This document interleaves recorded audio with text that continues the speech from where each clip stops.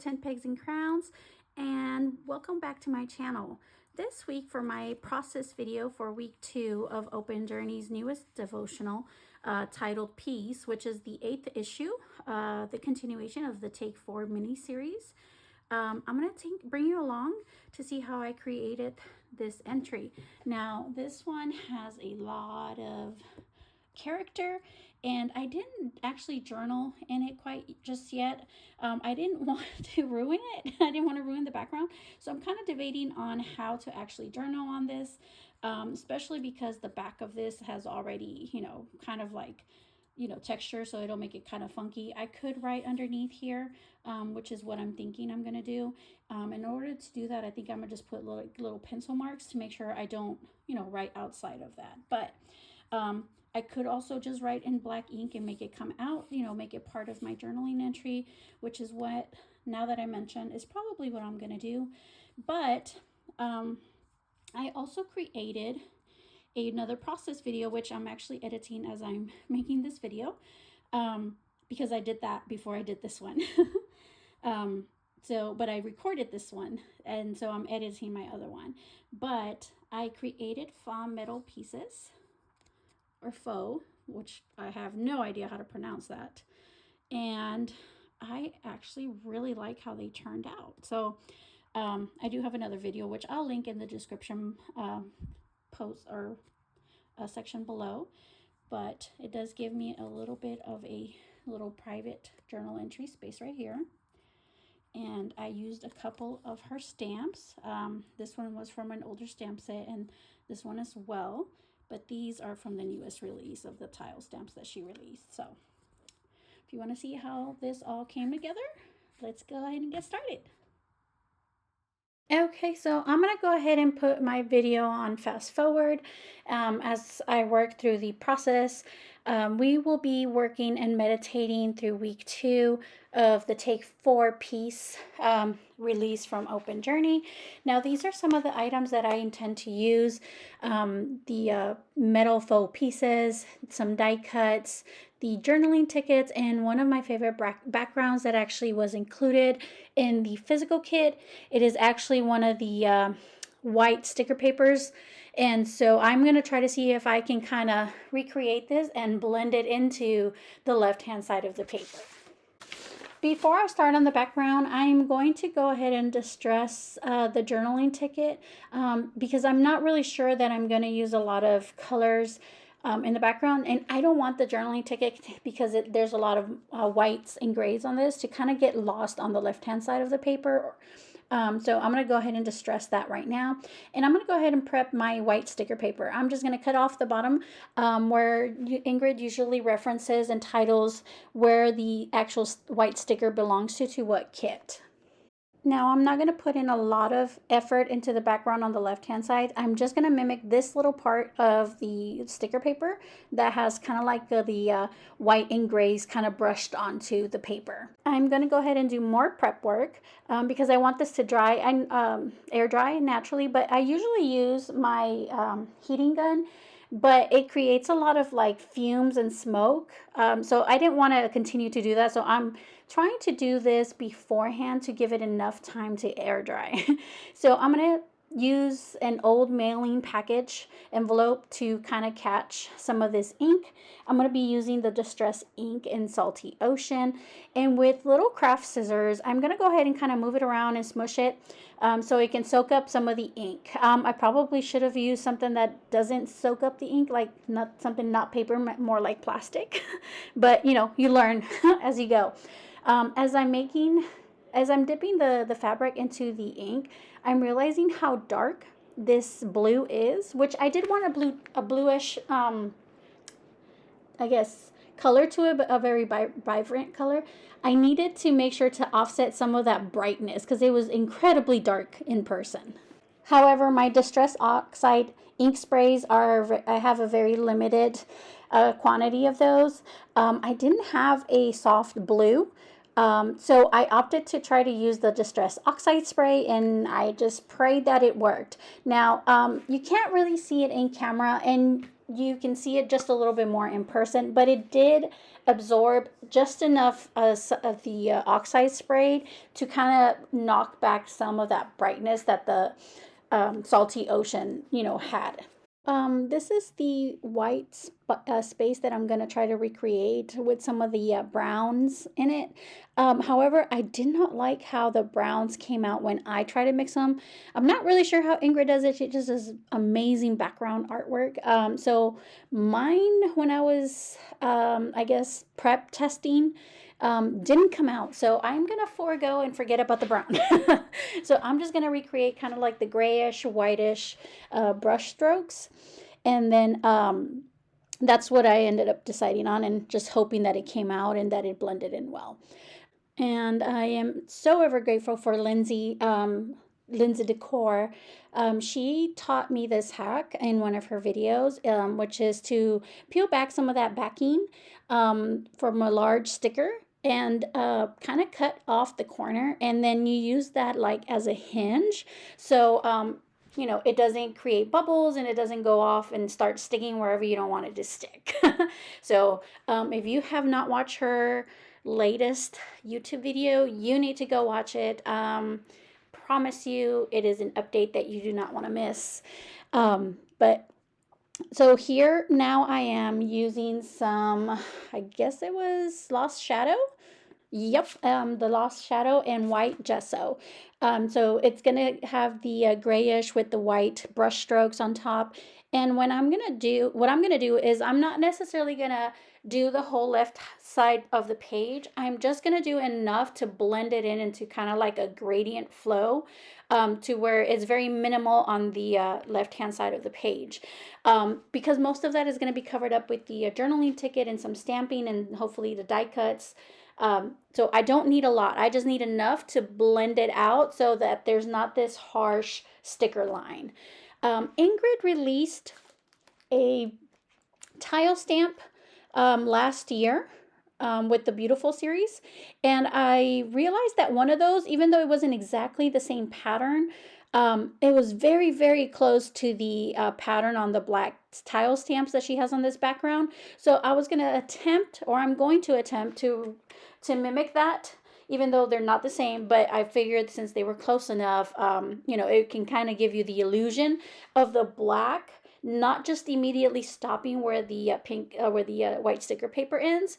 And so I kind of wanted to give it a continuation. So here I'm using the backing to block off the white sticker paper, and just to use that to prevent it from me stamping on it, so it can give the illusion of me that the stamp continued onto the left hand side, if that made sense at all. I hope that even if I could not explain it, in the bestest of terms, that if you saw what I did, it was, self-explanatory.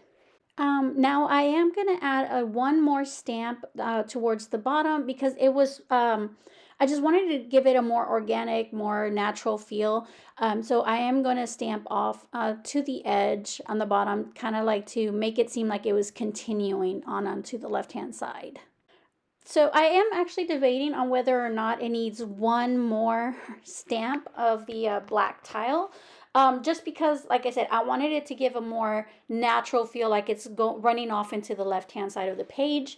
I do decide to do another stamp, and then with the wipey, I go in and erase some of the ink on half of the stamp, just to pick up some of the ink. I don't exactly wipe it. I kind of dab it.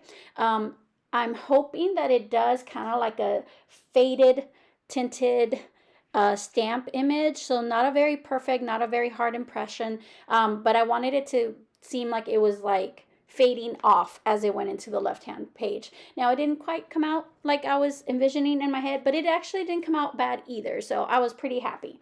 I am going to go ahead and apply a little bit more of the white gesso and some of the Lost Shadow at the top of the page, just in case, some of the journaling or the stamping and the journaling ticket doesn't quite, cover some of that page. So I don't leave it, just kind of like an empty blank space either. I just kind of want to give it depth and some texture.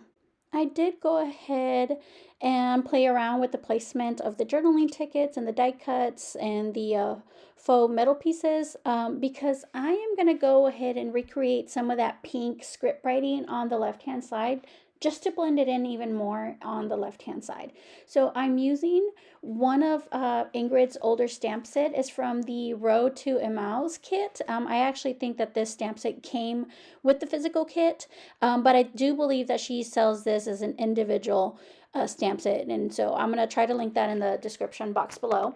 And then I go in with the wipey and I actually wipe off some of the I guess sentences, to kind of make it look more very similar to like the one that's on the right hand side. I wanted like 3 or 4 sentences or lines, to mimic that same sentiment.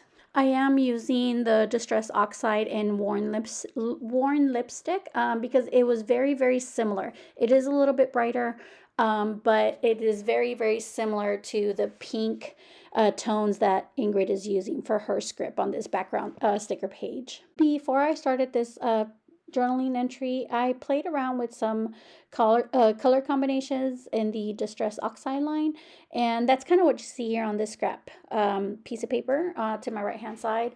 I was stamping out colors and seeing what actually worked and blended best and made the whole page, more cohesive in terms of similar colors. Another reason why I went ahead and played around with some color combinations before my journaling entry was because I was going to use 2 different elements of the tile sticker stamp. I'm sorry, not sticker stamp. The tile stamp set, to create more detailed and interesting stamping. So you can use 2 to 3 different stamp elements to create your own variation of colors and designs. And so I wanted to see what colors seem to work best together, with I guess with how I stamp. And so I decided that soft pinks and soft purples were actually my preference, because even though I wanted to use blue, like the soft blues, it just kind of, I guess, blended in too much. I can't explain what I'm trying to say, but like it just didn't work visually for me. And so I paired the darker blue with some of the peachy colors to kind of make it stand out more, and it gives the illusion of it blending in so much more cohesively, even though it's a bright blue, and the blue on the right hand side on the sticker page is actually a very light powder, like baby powder blue. So when I'm making intricate backgrounds, that's usually what I try to do. It's a good rule of thumb for me to, try to play around with color combinations and stamps and stuff like that, to see what blends in with what I'm going to work with. I am strategically placing or stamping some of my more intricate color combination stamps off the journaling ticket, like coming underneath, because I am going to stamp some that are just single stamps, because I kind of want to, again, I want to mimic as the sticker paper as much as possible.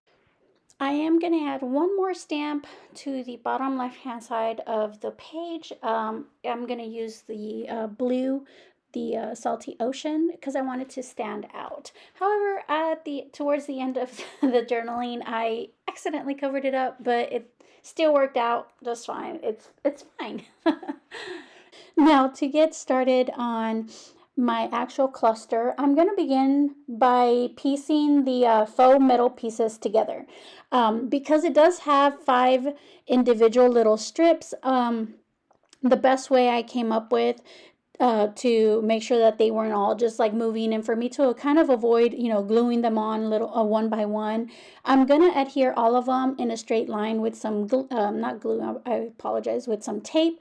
So I'm gonna go behind each of the pieces and then just kind of adhere them, kind of like, like a picket fence onto the tape, and to kind of line them up to make sure that, they're somewhat even, but not necessarily.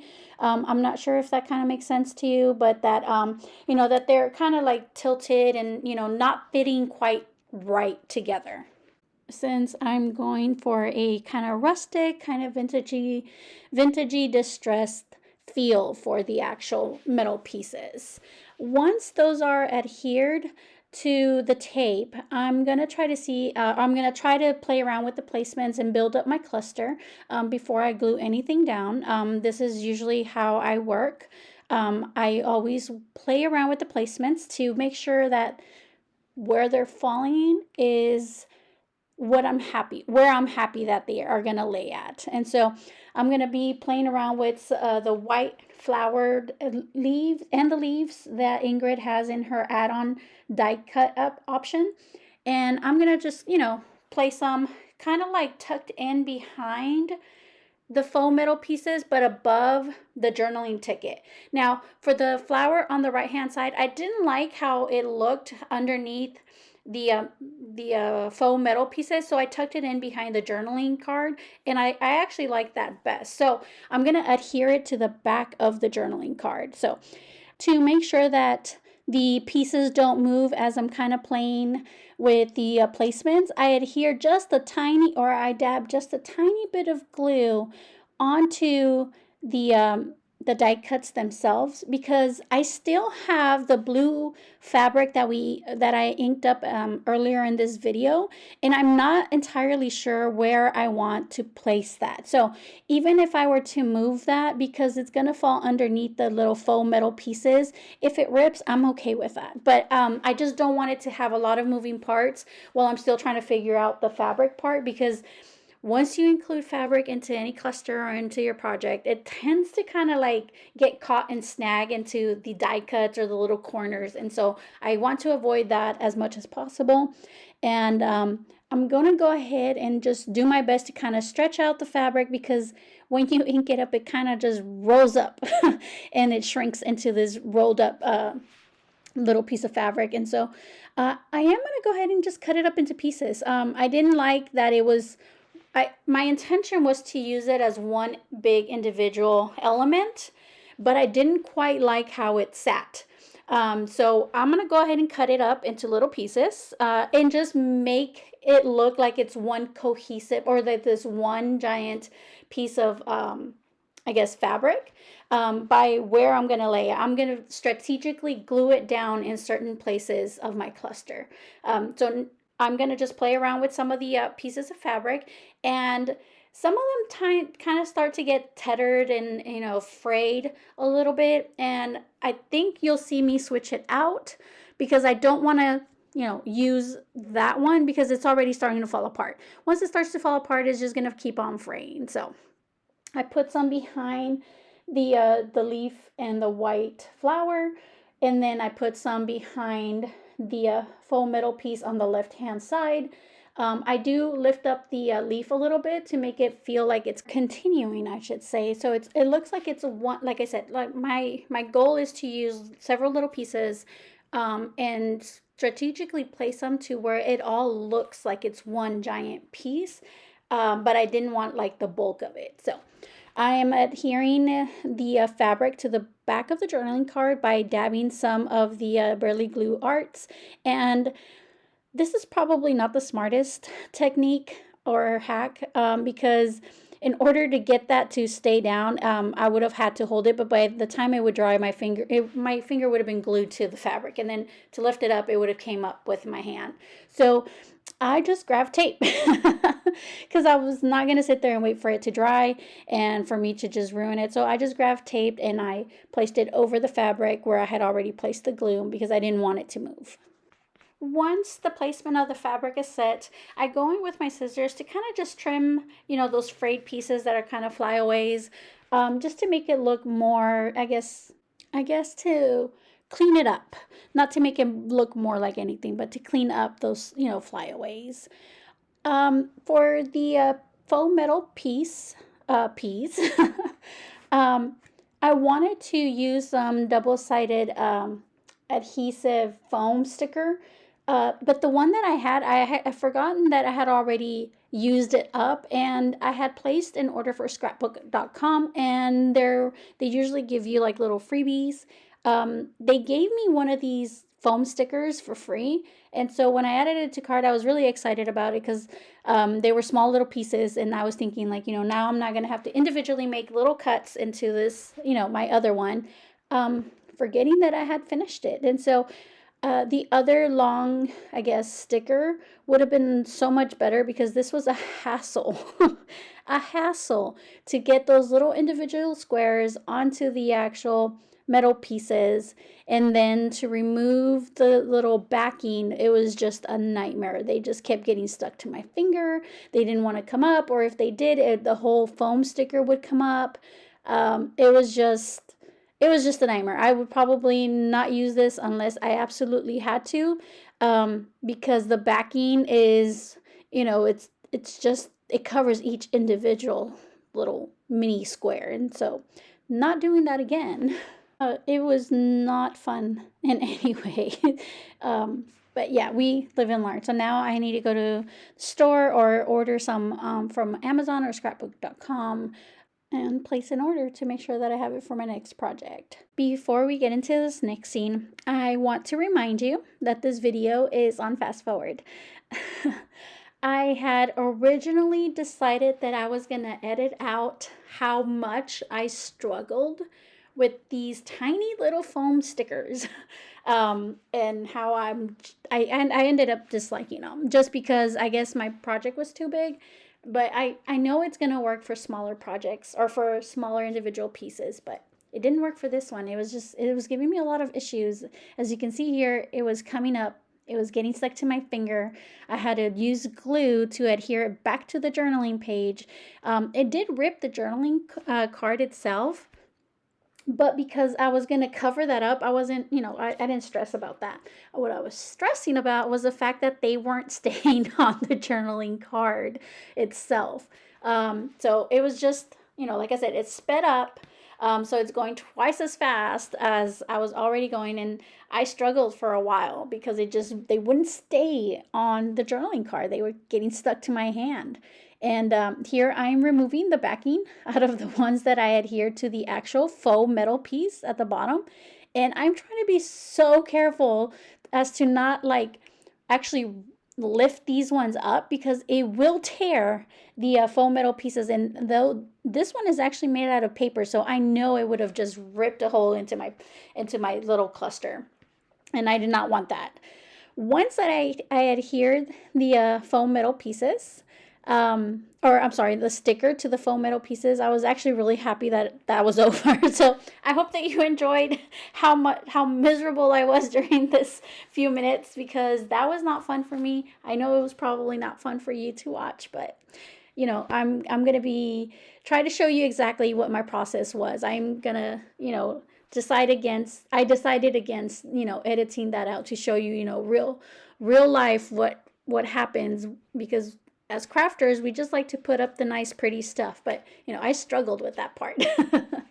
But after I adhered the faux piece onto the journaling card, I realized that it didn't look, to me quite finished. And so I decided to add a little bit more fabric to the right hand side of that cluster. Okay, so now all I need to do is to use some tape, and the way that I do create this is I actually place about halfway or half onto the actual tape, the cluster or the part that I'm actually going to try to create the hinge on, and then the other half I fold it back onto the page, and then I place it onto the page that I'm placing it on. And that creates a hinge or a private journaling spot for my prayers and for my writing. One last thing I'm going to do as a finishing touch to my journaling entry is create some splatters. I've loved splatters forever. Tiffany Solorio does this, and I love it when she does this. Ingrid does this on some of her artwork, and so I want to add splatters. I decided to go with white splatters though, because I'm so used to creating splatters with black or other colors, but I really wanted to try the white, especially since Tiffany always makes her stuff look so pretty with the white splatter. So I decided to give it a go. It's not as bright on this one, and I'm not sure how Tiffany does it because I struggled to get those splatters. So I opted to put some in a palette and try to use my brush, and even then it still didn't work. So I don't know how Tiffany does it, but maybe it's just because I'm new to using the Dana Wakley gloss spray, but she makes it look easy, so I thought it was. But overall, just using the white splatters was something that I really, really did enjoy. the look of it wasn't heavy, it was very light and airy, and so I really liked using white splatters, to my surprise. um, but all in all, this was just a very fun project to work on, especially because I worked on the faux metal pieces, before this journaling entry. And at the end, I don't think I wanted to journal on this entry. I really, really liked it. I was really, really happy with how it turned out. Um, you know, if you are joining us for the Take4 Peace series, make sure you're hashtagging your entries and share with us what you're learning and how God is speaking to you and what He's sharing with you. Make sure that you're using hashtag OJ underscore Take4, openjourneyfaith, hashtag opened or not open, OJ underscore peace, or WOG. I apologize for Word of God. I hope that you really did enjoy this process. It was really fun for me to share with you.